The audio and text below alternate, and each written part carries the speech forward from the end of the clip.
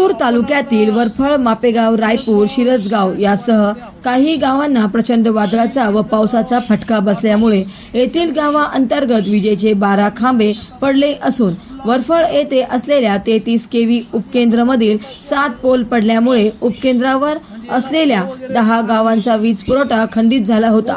झालेल्या चक्रीवादळामुळे वरफळ गावातील अनेकांच्या घराची पत्रे उडाली, अनेकांचे गोठे नष्ट झाले, तर काही जणांच्या भिंती कोसळल्या। तर रायपूरमध्ये हीच परिस्थिती पाहायला मिळाली।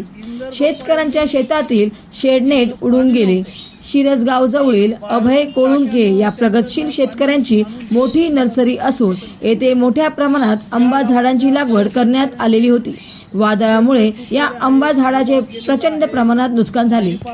झालेल्या नुकसानाची आमदार बबनराव लोणीकर यांनी स्वतः जातीने हजर राहून पाहणी करत परिस्थित अधिकारी कर्मचाऱ्यांना योग्य त्या सूचना दिल्या। या दौऱ्यादरम्यान युवा मोर्चा प्रदेश अध्यक्ष राहुल लोणीकर, भाजपा जिल्हा सरचिटणीस रमेश भापकर, तालुका अध्यक्ष शत्रुघ्न कनसे, युवा मोर्चा जिल्हाध्यक्ष संपत टकले, पंचायत समिती सदस्य शिवाजी पाईकराव, युवा मोर्चा तालुका अध्यक्ष बंडू मानवतकर, चव्हाण, नदीम शेख, उपसरपंच जीवन रेंगळे, गुलाब सावंत, गोपाल गोरे, सतीश कुलकर्णी, दत्ता डोईजड, गजानन कुकडे, पांडुरंग कुकडे, प्रभाकर जाधव, पांडुरंग खरात, इंपर बप्पा जाधव, सुनील खरात, स्वप्नील रोडगे, अनिल जाधव खरात, संतोष शेजूळ, वीज वितरणचे कार्यकारी अभियंता मठपती, गट विकास अधिकारी प्रशांत रोहनकर, उप कार्यकारी अभियंता भेंडाले, मंडळ अधिकारी पठाण तलाटी लोखंडे, वावरे, ग्रामसेवक नामदेव काळे, कृषी सहाय्यक शिंदे, ग्रामसेवक शेवाळे, प्रशांत लाळे यांच्यासह नागरिकांची मोठ्या प्रमाणात उपस्थिती होती। महाराष्ट्र वाईब न्यूज प्रतिनिधी गजानन माळकर, मंठा, जिल्हा जालना।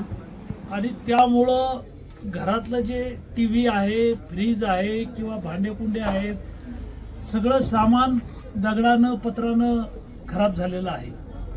आता आपण वरफळ या गावामध्ये शेख इस्माईल यांच्या घरामध्ये आहोत। खूप मोठं नुकसान या गावातलं झालेलं आहे। गावातलं जसं नुकसान झालेलं आहे तसं शेतीचंही नुकसान झालेलं आहे। शेतातले शेडनेट आहेत, फळबागा आहेत, मोठ्या प्रमाणावर फळबागाचं नुकसान झालेलं आहे, शेडनेटचं नुकसान झालेलं आहे। गाव भयभीत आहे। मी वरफळ गावामध्ये आता आहे।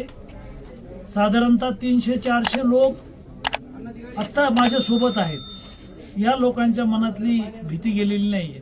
चक्रीवादळ आहे। मी रात्री तहसीलदारांना फोन करून सूचना दिल्या, असा प्रकार झाला। 12 वाजता गट विकास अधिकारी प्रशांत रोहनकर, तहसीलदार प्रत्यक्ष गोरे या सगळ्यांना सूचना दिलेल्या आहेत। आता आरडीसी हे आपत्ती व्यवस्थापनचे प्रमुख असतात। तातडीनं डीपीटीसी मधून काही मदत देता येते, त्या जिल्हा नियोजन विकास मंडळातून मदत देण्याच्या संदर्भात जिल्हाधिकारी आणि आरडीसी यांना सूचना दिलेल्या आहेत।